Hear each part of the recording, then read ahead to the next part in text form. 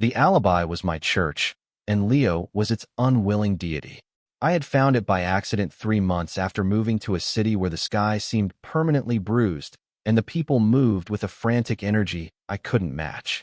My apartment was a stack of beige boxes I hadn't fully unpacked, a monument to a life temporarily suspended.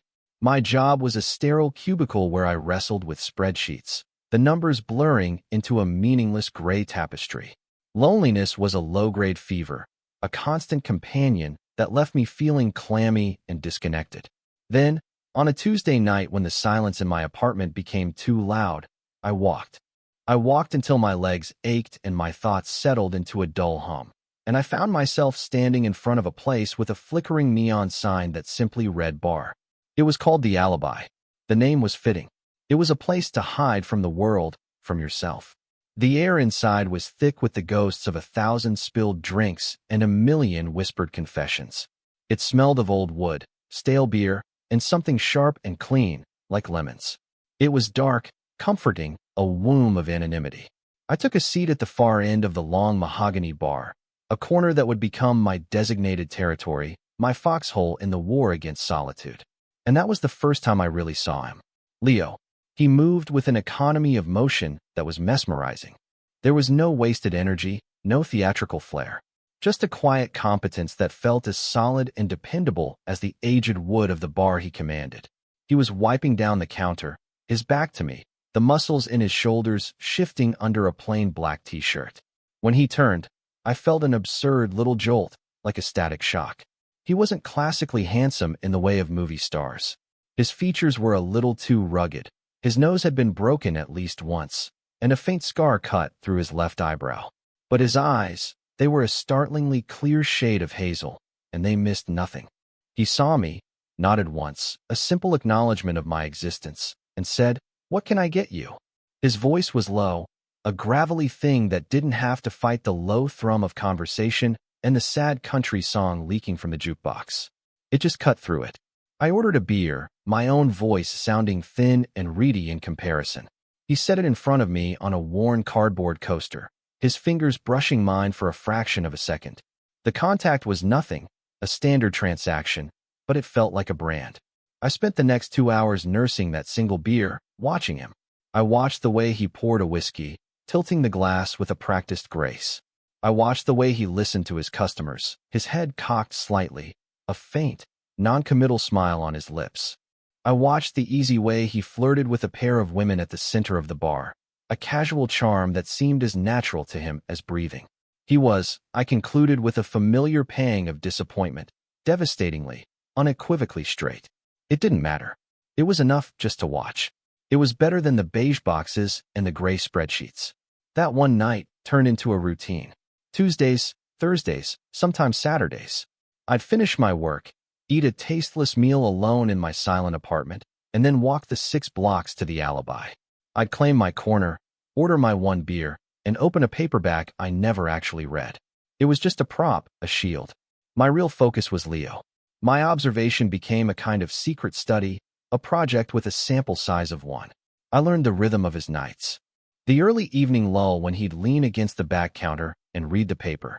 The 8 o'clock rush when his movements became a fluid, efficient dance.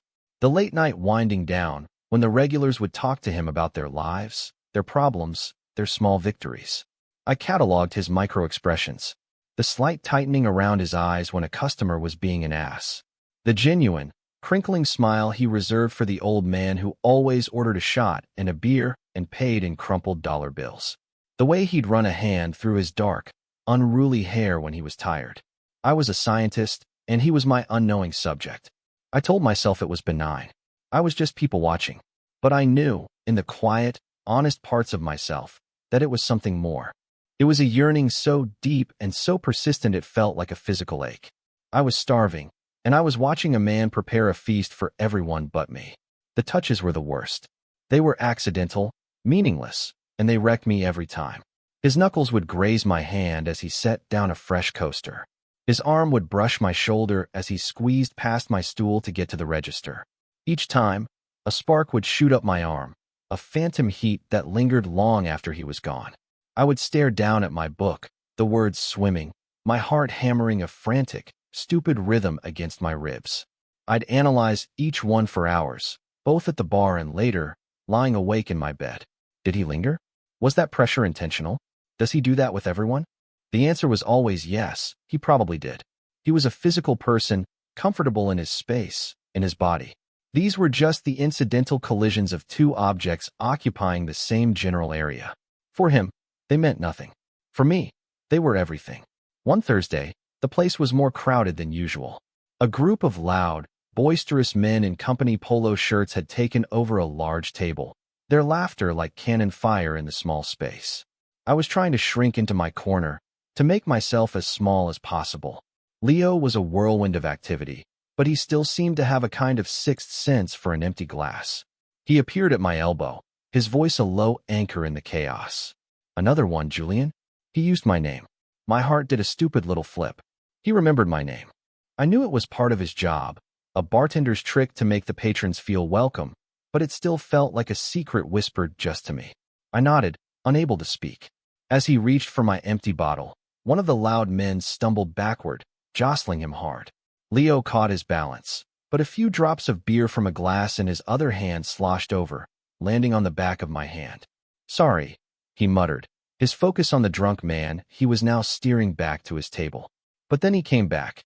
He grabbed a clean, damp cloth from under the bar, and, before I could react, he took my hand. His grip was warm and firm. He carefully, gently, wiped the beer from my skin. His thumb moved in a slow, deliberate circle over my knuckles. It was a simple, practical gesture. A cleanup. But he was looking right at me, his hazel eyes intense, and the noisy bar seemed to fade away into a distant hum. The world narrowed to the pressure of his thumb on my skin, the warmth of his hand holding mine. It probably lasted 5 seconds. It felt like a lifetime. He let go. There you go, he said, his voice back to its normal, casual tone. He got me my beer and moved on, swallowed back into the churning sea of his work. I sat there, my hand tingling, my entire nervous system lit up like a switchboard. I stared at the spot he had touched, half expecting it to be glowing. He was just being polite, my rational brain insisted. He spilled a drink on you. He cleaned it up. That is all that happened. But the other part of me, the lonely, hopeful, foolish part, held on to the memory of his thumb on my knuckles and replayed it over and over again. It was a meaningless touch. It had to be, but it felt like a promise. Weeks melted into a comfortable, painful rhythm. I'd watch, I'd yearn, I'd overanalyze. I learned more about him in fragments. He owned the bar, inherited it from his father. He'd served in the army for a few years before that. He lived in the small apartment upstairs. He liked old blues music and had a soft spot for stray cats, leaving a bowl of food out by the back door every night. These were small, impersonal details, but I collected them like treasures, hoarding them away. They were pieces of a puzzle I was assembling in the dark, trying to form a complete picture of a man who didn't even know I was looking. One night, a woman I'd never seen before came in. She was beautiful, with long red hair and a laugh that filled the entire room. She walked straight to the bar, leaned over, and kissed Leo full on the mouth. It wasn't a friendly peck.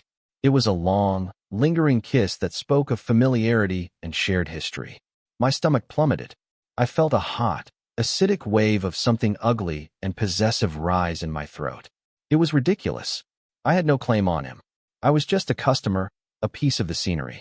But watching him smile at her in a way I'd never seen him smile before, a wide, unguarded, genuinely happy smile, felt like a physical blow. I threw a 20 on the bar, not waiting for my change, and fled. I walked home in a daze, the cold night air doing nothing to cool the flush on my cheeks. I was an idiot, a complete and utter fool. I was a creepy guy in the corner of a bar, projecting a whole fantasy onto a stranger who had a life, a girlfriend, a world I was not and would never be a part of. The shame was suffocating. I resolved not to go back. I would find a new bar, or better yet, I would stay home. I would finally unpack those last boxes. I would force myself to build a life that didn't revolve around watching someone else live theirs. My resolution lasted 5 days. 5 long, excruciatingly silent days.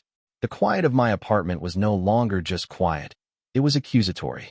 The gray of my spreadsheets seemed to mock me. By Tuesday, the craving was unbearable. It wasn't for a drink. It was for the low light, the smell of old wood, the sound of his voice. I was an addict, and the alibi was my fix. I told myself I would just have one drink, for old time's sake. I would sit there for 30 minutes, prove to myself that I could handle it, and then I would leave. When I walked in, the place was nearly empty.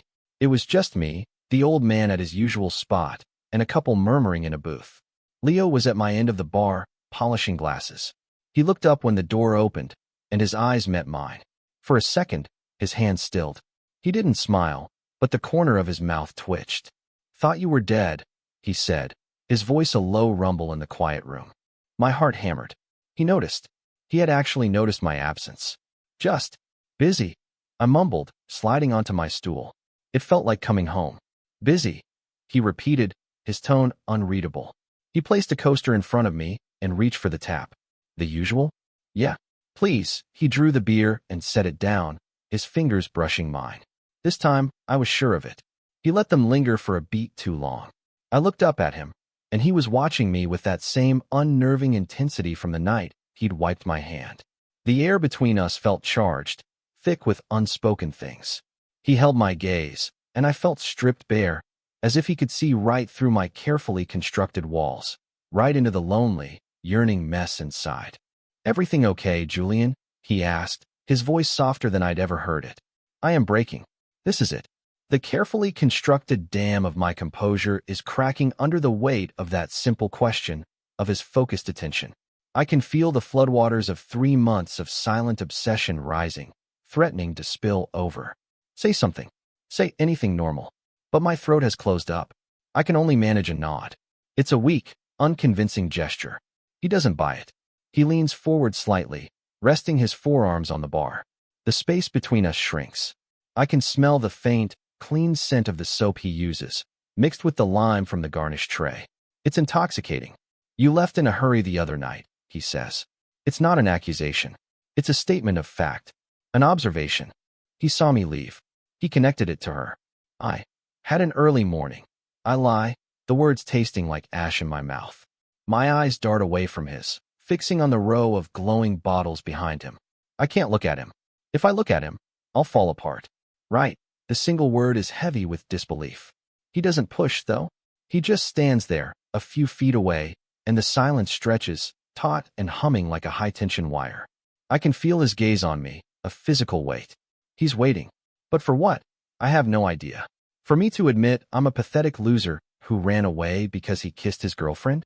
Finally, he straightens up, breaking the spell. "That was my sister, by the way," he says, his voice casual again as he turns to wipe down a clean spot on the bar. "She's a drama queen. Likes to make an entrance." My head snaps up. His sister. Not his girlfriend. His sister. The relief that crashes over me is so immense, so overwhelming, that it leaves me dizzy. It's followed by a fresh wave of shame. My entire emotional landscape had been ravaged by a simple, fraternal kiss. I am truly pathetic. But under the shame, a tiny, fragile seed of hope begins to sprout. I take a long swallow of my beer, the cold liquid a shock to my system. I need to say something, to acknowledge his comment, but my brain has short-circuited. He saves me. "So," he says, turning back to me, a ghost of a smile playing on his lips. "What kind of trouble are you staying out of on a Tuesday night?" It's an opening. A normal, friendly question. A chance to have a real conversation, to be more than just the quiet guy in the corner. I seize it like a drowning man grabbing a life raft. The boring kind. I manage, and to my own surprise, a small, genuine smile touches my lips. "Spreadsheets. They're a menace," he actually chuckles. A low, warm sound that vibrates through the wooden bar. "I'll bet. I'd rather wrestle a drunk out the door than look at a spreadsheet." And just like that, we're talking. It's not deep or profound. We talk about my job, about the city, about the terrible music on the jukebox. It's simple, easy banter, but for me, it's monumental. I'm not just observing him anymore. I'm interacting with him. I'm a person, not just a fixture. He asks questions, and he actually seems to listen to the answers. He tells me a story about a ridiculous customer from the week before, and I find myself laughing, a real, unforced laugh that feels rusty from disuse. The old man pays his tab and leaves. The couple in the booth follows soon after. And then, it's just us. The bar is quiet, The only sound's the hum of the beer cooler and the soft clink of the glass Leo is polishing. The dynamic shifts. The easy banter evaporates, replaced by that same charged silence from before. But this time, it's different. It's not as frightening. It feels expectant. He finishes with the glass, setting it down with a soft click. He walks the length of the bar, checking the taps, and then he comes back to my end. He doesn't say anything. He just leans against the back counter, opposite me, and watches me. My skin prickles under his scrutiny. I feel like an insect under a microscope. I should go. It's late. I've finished my beer. There's no reason to stay. But my legs feel like lead. I am rooted to this spot, held captive by his quiet, hazel-eyed gaze. You know, he says finally, his voice low and soft. For a guy who hides behind a book, you don't miss much. My breath catches. He's seen it. He's seen me watching him. The blood rushes to my face, a hot tide of embarrassment. I want the floor to swallow me whole. I don't know what you mean. I stammer, my last, flimsy line of defense. A slow, knowing smile spreads across his face. It's not mocking. It's something else. Something I can't quite decipher. It's okay, Julian, he says. I don't mind being looked at. He pauses, his eyes holding mine. Especially by you. The world stops. The humming of the cooler, the ticking of the clock on the wall, the frantic beating of my own heart. It all just ceases. His words hang in the air between us, shimmering, dangerous. This is it. The moment where everything changes. Where the subtext becomes text. He's not just being a friendly bartender. This is something else entirely. And it terrifies me as much as it thrills me. My mouth is dry. My mind is a blank slate. What do I say to that? How do I respond to something so direct, so utterly disarming? I am a master of avoidance, of subtlety, of hiding. I have no tools for this kind of honesty. He seems to understand. He sees the panic in my eyes. He pushes off the back counter and walks toward the front door. For a heart-stopping second, I think he's going to kick me out, that this was all some kind of cruel joke. But he just flips the sign on the door from open to closed and draws the heavy bolt. Then he walks behind the bar and hits a switch. The main overhead lights go out, plunging the room into a deep, intimate gloom. The only light comes from the warm, golden glow behind the bar, illuminating the rows of bottles and casting long shadows across the room. He comes back to my end of the bar. He doesn't stop a few feet away this time. He comes right up to me, so close I could reach out and touch him. So close I can see the flecks of green and gold in his hazel eyes. He reaches out, not for my glass, but for my wrist. His fingers wrap around it, his grip firm and warm. The calluses on his palm are a rough, grounding reality against my skin. My breath hitches. I am frozen, caught in the tractor beam of his gaze. This is happening. This is real. He leans in, his voice a low, conspiratorial whisper that sends a shiver down my spine. Last pour, he says. And then, his voice dropping even lower, a velvet rumble that vibrates straight through me. He adds the two words that shatter my entire world. Just us. Time stretches and warps. My pulse is a frantic drum against his fingers. The air is thick, heavy, charged with 3 months of unspoken tension. His words echo in the sudden, profound silence of the bar. Just us. It's a statement of fact, but it feels like a question, a proposition, an invitation into a world I had only ever dared to observe from a distance. My mind is racing, trying to catch up with reality. The straight bartender. The man I had convinced myself was an impossible fantasy. His hand is on my wrist. The bar is closed. We are alone. I am paralyzed. Not by fear, not anymore. By a terrifying, exhilarating surge of hope. This could be it.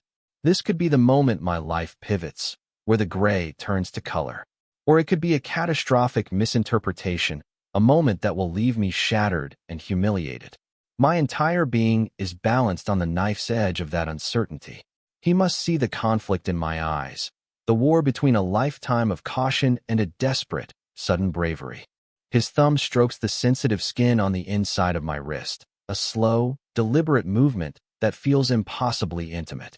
It's not a gesture of control, but of reassurance. A silent message, it's okay. I'm right here. Leo. I whisper, my own voice a stranger to my ears. It's the only word I can manage. It's a question, a plea, a prayer. He doesn't answer with words. He releases my wrist and steps back, creating a sliver of space between us. My skin feels cold where his hand had been. He turns and retrieves a bottle from the top shelf, a dark amber liquid in a heavy glass decanter. He takes down two clean, lowball glasses, the crystal chiming softly in the quiet. He places one in front of me and pours a generous measure of whiskey into it. He does the same for himself. "A real drink," he says, his voice steady. "Not that piss water you've been nursing for months." He slides my half-empty beer bottle away with his other hand, a symbolic dismissal of our old dynamic. The bartender and the customer. That's over now. We are two men, alone in a dark room, with a glass of whiskey and a chasm of unspoken things between us. I stare at the glass. The whiskey catches the golden light, a liquid fire. My hand is trembling slightly as I reach for it. I wrap my fingers around the cool, heavy crystal, the weight of it a grounding force. I raise it to my lips and take a sip. The whiskey is smooth, smoky, and it burns a slow, welcome trail down my throat, igniting a warmth in my chest that spreads through my limbs, chasing away the last of my fear. It's courage in a glass.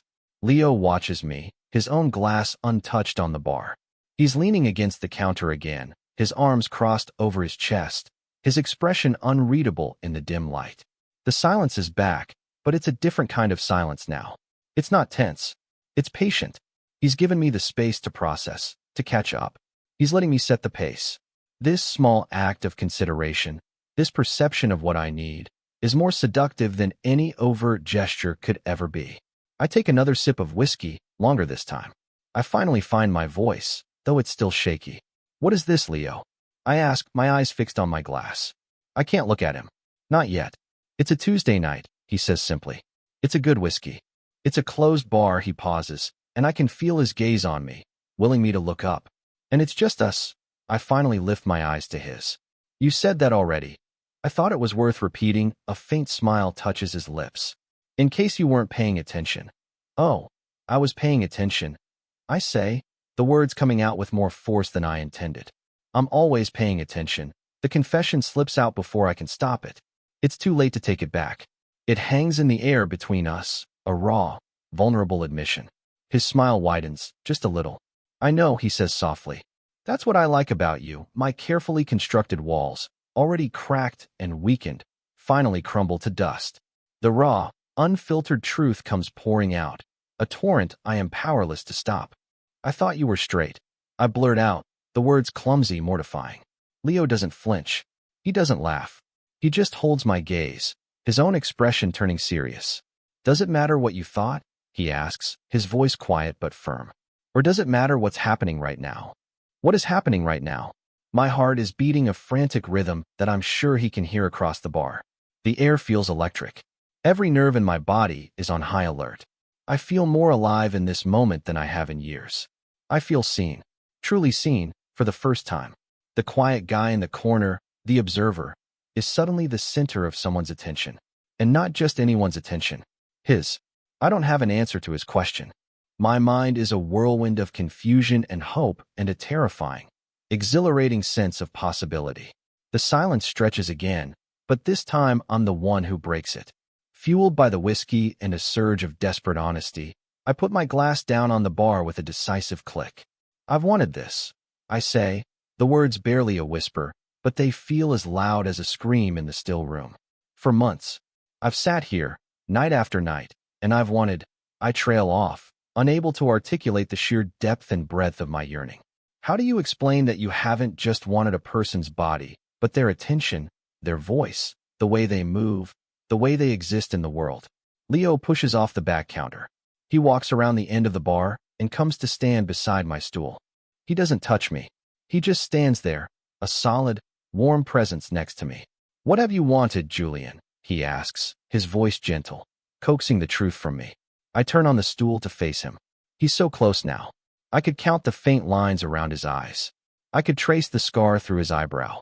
I take a shuddering breath. "You," I say. The single word is a surrender, a confession, a plea. "I've wanted you." A long, silent moment passes. He searches my face, his eyes moving over my features as if he's memorizing them. I feel completely exposed, my heart laid bare on the mahogany bar between us. The fear of rejection, a cold and familiar companion, snakes its way back into my chest. I've said too much. I've misread everything. This was a mistake. But then he lifts his hand and gently cups my jaw. His palm is warm, his fingers slightly calloused.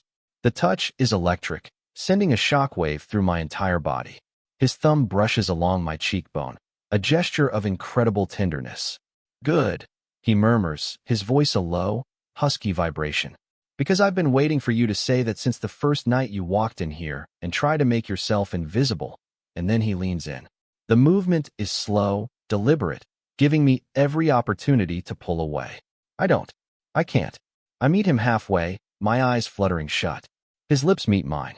The kiss is nothing like I imagined. My fantasies had been desperate, hungry things. This is different. It's slow, soft, questioning.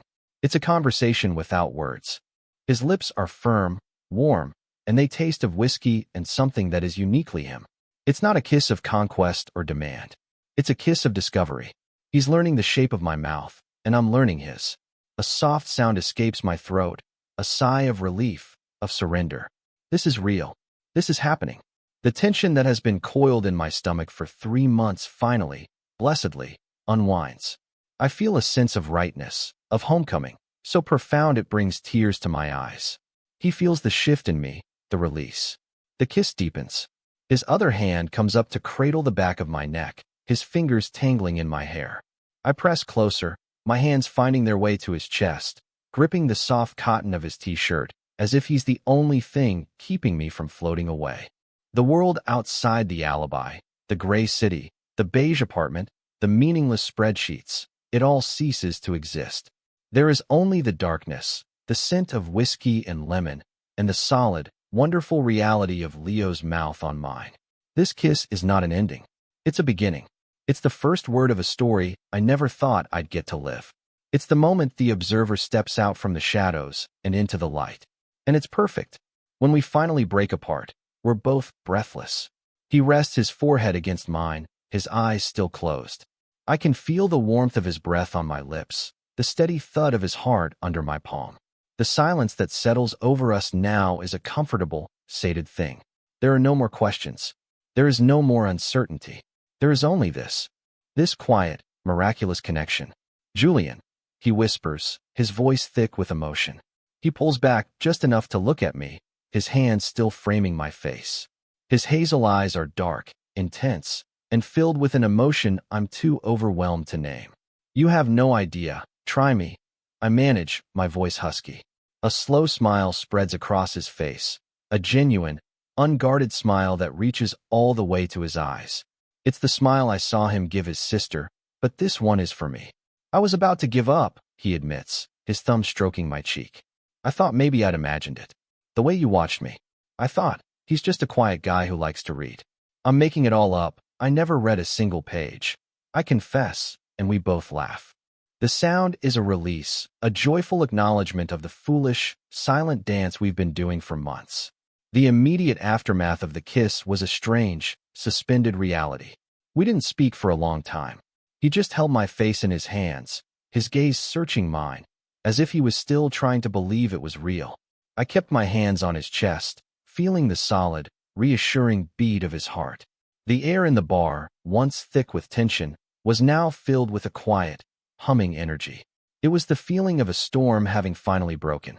But as the minutes ticked by, a new feeling began to creep in, insidious and unwelcome. A little tremor of panic. The reality of the situation began to dawn on me, and with it, all my old insecurities came rushing back. What now? What happens after the world-shattering, life-altering kiss? This was uncharted territory for me. My relationships had always been fumbling, uncertain affairs that fizzled out before they ever truly began. I didn't know the rules for this. I must have tensed, my fingers tightening on his shirt, because his expression shifted. The soft, wondrous look in his eyes was replaced by a flicker of concern. "Hey," he said softly. "You with me?" I pulled back slightly, my hands dropping from his chest. The loss of contact felt immediate and stark. Yeah, I said, but my voice lacked conviction. I looked away from him, my gaze falling on our 2 half-empty whiskey glasses on the bar. They looked like artifacts from another lifetime. It's just a lot. The awkwardness descended like a shroud. I suddenly felt clumsy, out of place. The confident man who had confessed his feelings moments ago had vanished, replaced by the familiar, anxious overthinker. What if he regrets this? What if this was just a moment of curiosity for him? A late-night whim? My mind, my own worst enemy, started supplying a dozen different reasons why this was a terrible mistake. Leo didn't push. He didn't demand an explanation. He just watched me, his expression patient. He gave me the space to have my panic attack, which, paradoxically, made it start to subside. He wasn't running away. He wasn't laughing at me. He was just waiting. He reached out, not for my face this time, but for my hand. He took it in his fingers lacing through mine. His grip was firm, a silent anchor in my sea of anxiety. He brought our joined hands to rest on the bar, in a pool of golden light. I stared at them. His hand was larger than mine, the knuckles scarred, the skin calloused from years of work. My hand looked pale and fragile next to his, but they fit together perfectly. "I'm not going anywhere, Julian," he said, his voice a low, steady rumble that cut through my internal chaos. "This isn't a game. This isn't a one-night thing. Not for me." He squeezed my hand gently. "Look at me." It took a monumental effort, but I dragged my gaze from our hands up to his face. He was looking at me with such sincerity, such unwavering steadiness, that it stole my breath. There was no doubt in his eyes, no regret, just a calm certainty that I desperately wanted to borrow. "I get it," he continued, his voice soft. "You're used to being on the outside looking in. It's safe there. I know.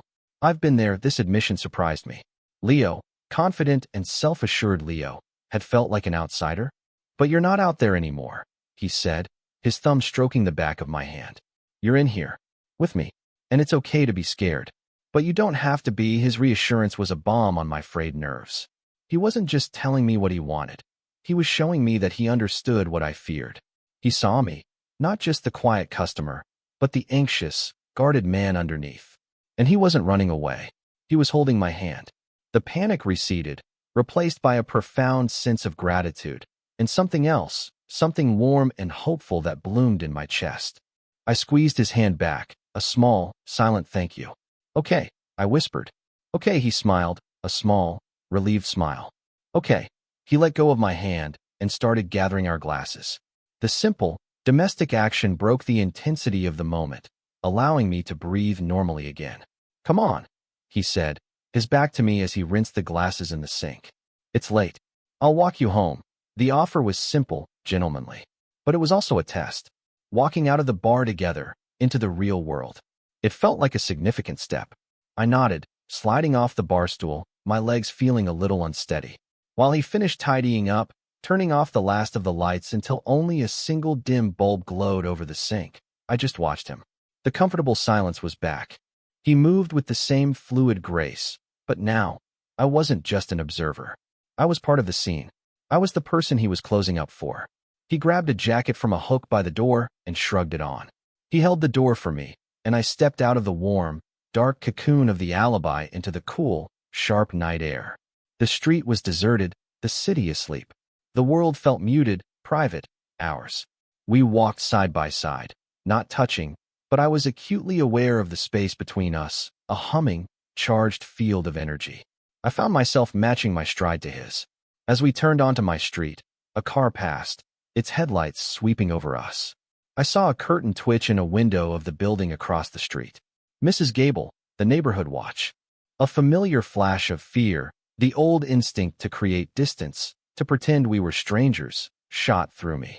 I tensed, my hands balling into fists in my pockets. Leo didn't seem to notice the car or the curtain. He just kept walking, his presence a solid, unconcerned anchor beside me. He wasn't looking around nervously. He wasn't ashamed. He was just a man walking someone home. His complete lack of anxiety was a revelation. It was a silent permission for me to relax, to let go of the old fears. I forced my hands to unclench. I took a deep breath. It was a small, internal battle, but it felt like a significant victory. I was choosing not to be afraid. We reached the stoop of my apartment building. The awkward moment of parting loomed. The end of the night. My anxiety, which had been dormant, began to stir again. What were the rules now? Do we shake hands? A hug? Another kiss? Leo stopped at the bottom of the steps, turning to face me. He didn't try to bridge the physical gap between us. He just looked at me, his hands in his own jacket pockets. "I'd like to see you again, Julian," he said, his voice clear and direct in the quiet street. "Outside of the bar. On a proper date. If you'd like that." There it was. A clear, unambiguous statement of intent. He was laying his cards on the table, giving me all the power. The choice was mine. The old Julian would have mumbled something noncommittal, would have retreated into the safety of ambiguity. But the old Julian had spent 3 months pining in silence. The new Julian, the one who had been kissed with a soul-shattering tenderness, was tired of being passive. A surge of boldness, foreign and exhilarating, moved through me. I looked at him, standing there on the pavement, waiting for my answer, and I knew I didn't want this night to end. I didn't want to go back to my silent, beige apartment alone. Not anymore. "What about inside?" I heard myself say, my voice steady. "Right now?" The surprise on his face was immediate, followed by a slow, breathtaking smile. It was a smile of pure, unadulterated delight.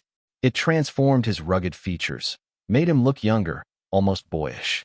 "Yeah," he said, his voice a little rough. "I'd like that very much." I turned and walked up the steps, my heart pounding with a mixture of terror and triumph. I unlocked the door and pushed it open, turning to look back at him. I held out my hand. An invitation. He took the steps in 2 easy strides, and his hand, warm and solid, closed around mine. He followed me inside, and I closed the door on the rest of the world, shutting us in together. The click of the lock was the sound of a new chapter beginning.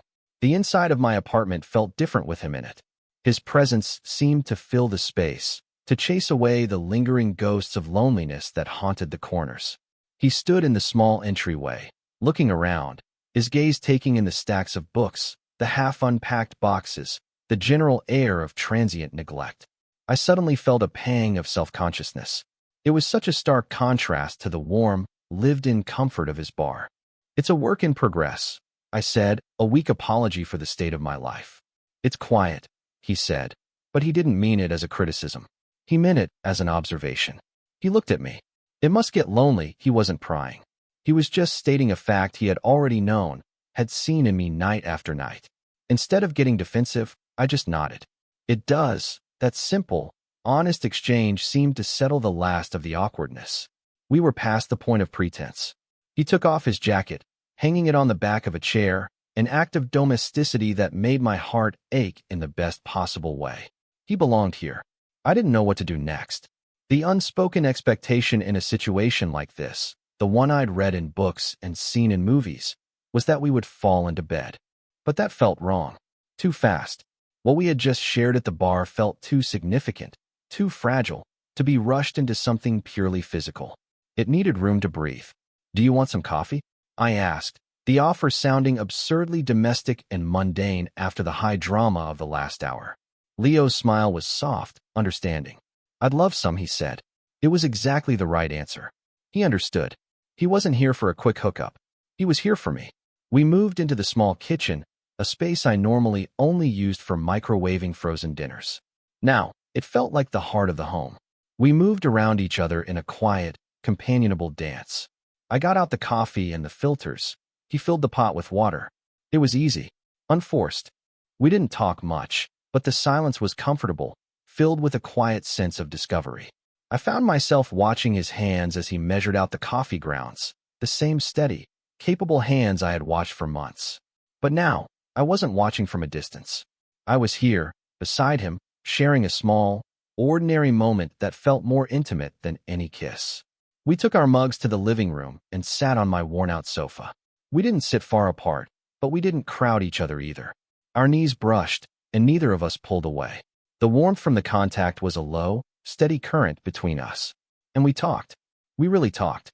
He told me about growing up in the city, about his dad and the bar, about the quiet pride he felt in keeping his father's legacy alive. He talked about his time in the army, not the heroics, but the boredom, the camaraderie, the way it had taught him to read people. I found myself opening up in a way I never had before. I told him about my own quiet, unremarkable childhood, about my love of books, about the series of jobs that had led me to this city. I even told him about the loneliness, admitting it out loud for the first time. Saying the words to him didn't feel like a confession of weakness. It felt like sharing a piece of myself that he already knew, and his quiet, empathetic listening made me feel understood, not judged.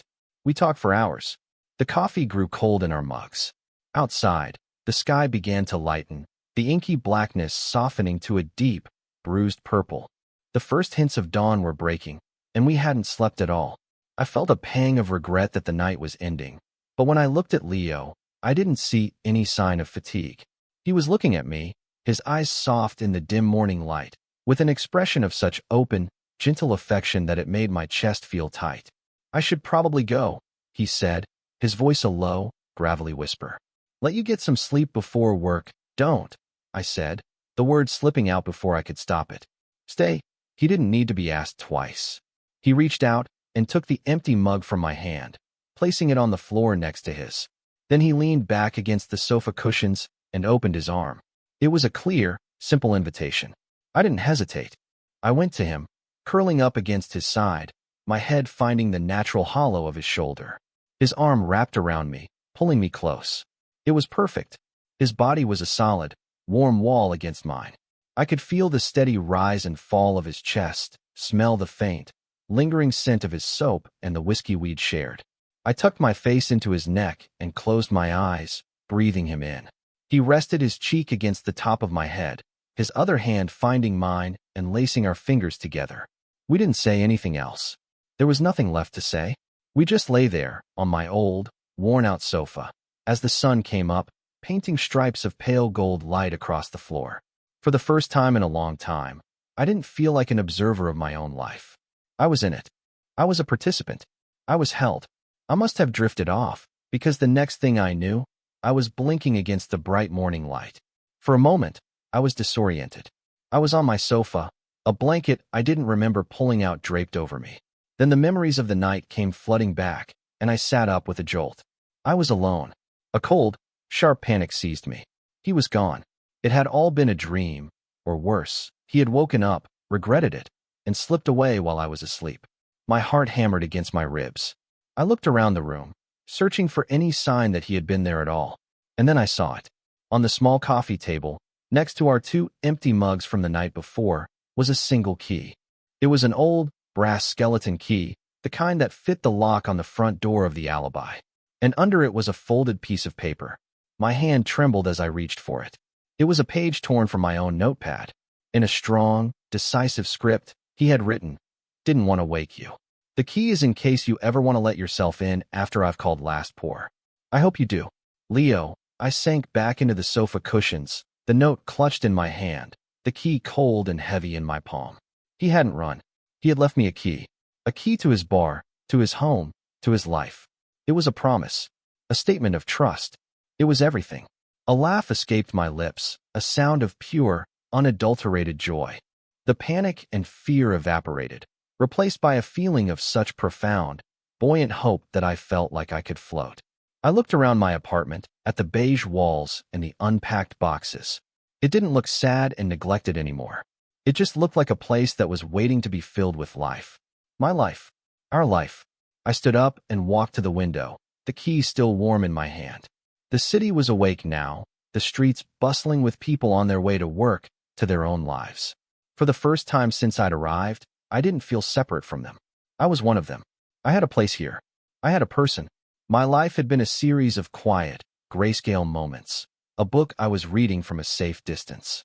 But last night, Leo had closed the book, killed the lights, and pulled me into the story. He had shown me that love wasn't something you just observed. It was something you participated in. It was a shared drink in a closed bar, a long conversation on a worn-out sofa, a key left on a coffee table. It was quiet, it was unexpected, and it was real. I held the key up to the light, the brass gleaming. I didn't know what the future held. I didn't know if we would work, if we could navigate the complexities of a real relationship. There were no guarantees. But for the first time in my life, the uncertainty didn't feel frightening. It felt like an adventure. I was no longer afraid of the quiet. I was no longer just the man in the corner.